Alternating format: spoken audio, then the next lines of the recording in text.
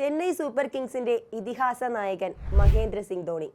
പ്രായം വെറും അക്കമാണെന്ന് വീണ്ടും വീണ്ടും തെളിയിച്ചുകൊണ്ടിരിക്കുകയാണ് ഈ 43-കാരൻ. അന്താരാഷ്ട്ര കരിയറിൽ നിരവധി റെക്കോർഡുകൾ സ്വന്തമായുള്ള പ്ലെയറാണ് ധോണി. ഇന്ത്യൻ പ്രീമിയർ ലീഗിലും കഥ വ്യത്യസ്തമല്ല. IPL ചരിത്രത്തിൽ 200 പുറത്താക്കലുകൾ നടത്തിയ ആദ്യ വിക്കറ്റ് കീപ്പർ ആയിരിക്കുകയാണ് ചെന്നൈയുടെ തല ധോണി. കഴിഞ്ഞ ദിവസം നടന്ന ലക്നൗ സൂപ്പർ ജെയിൻസിനെതിരായ മത്സരത്തിലാണ് ചെന്നൈ സൂപ്പർ കിങ്സ് ക്യാപ്റ്റൻ ഈ ശ്രദ്ധേയമായ നേട്ടം കൈവരിച്ചത്.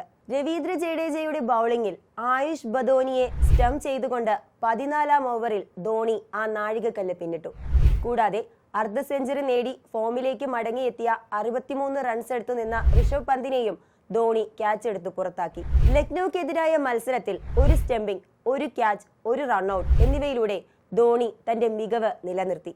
ഈ സീസണിൽ 7 മത്സരങ്ങളിൽ നിന്നായി ധോണിയുടെ പേരിൽ 3 ക്യാച്ചുകളും 4 സ്റ്റംപിങ്ങുകളും ഉൾപ്പെടെ 7 പുറത്താക്കലുകളുണ്ട്. മറ്റൊരു വിക്കറ്റ് കീപ്പറും ഒന്നിലധികം സ്റ്റംപിങ്ങുകൾ ഈ സീസണിൽ നടത്തിയിട്ടുമില്ല. വിക്കറ്റ് കീപ്പർ എന്ന രീതിയിൽ ധോണി ഒരു അത്ഭുതമാണെന്ന് പലപ്പോഴും തോന്നിപ്പോകുന്ന മുഹൂർത്തങ്ങൾ ഉണ്ടായിട്ടുണ്ട്. ധോണിയുടെ സ്റ്റംപിങ്ങിന്റെ വേഗത പലപ്പോഴും ക്രിക്കറ്റ് ആസ്വാദകരെ അമ്പരപ്പിച്ചിട്ടുമുണ്ട്.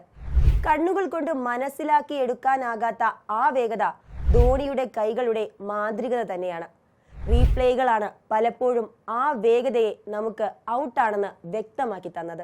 RCBക്കെതിരായ അവസാന മത്സരത്തിലും ആ മാന്ത്രിക വേഗതയ്ക്ക് നാം സാക്ഷ്യം വഹിച്ചതാണ്. RCBയുടെ ഫിൽ സാൾട്ടിന് ആലോചിക്കാൻ പോലും അവസരം നൽകാതെ മിന്നൽ വേഗത്തിലായിരുന്നു ധോണിയുടെ സ്റ്റംപിംഗ്. സാൾട്ടിന്റെ കാൽ വായുവിൽ പൊന്തി നിൽക്കുന്ന സമയത്താണ് ധോണി സ്റ്റംപിംഗ് നടത്തിയത്. ക്രീസിൽ കാലുറപ്പിക്കാൻ സാൾട്ടിന് സമയം ലഭിച്ചതുമില്ല. തൊട്ടു മുൻപ് നടന്ന മത്സരത്തിൽ സൂര്യകുമാർ യാദവിനെ പുറത്താക്കിയ സ്റ്റംപിങ്ങിനേക്കാൾ വേഗതയിലായിരുന്നു ഈ സ്റ്റംപിംഗ്. മുംബൈക്കെതിരായ ആദ്യ മത്സരത്തിൽ സൂര്യകുമാർ യാദവിനെ പുറത്താക്കിയത് 0.16 സെക്കൻഡിലെ റിഫ്ലക്സ് വെച്ചായിരുന്നു. തന്റെ 271-ാം IPL മത്സരം കളിച്ച 43-കാരൻ ഇപ്പോൾ 201 പുറത്താക്കലുകൾ നേടിയിട്ടുണ്ട്. ഇതിൽ 155 ക്യാച്ചുകളും 46 സ്റ്റംപിങ്ങുകളും ഉൾപ്പെടുന്നു.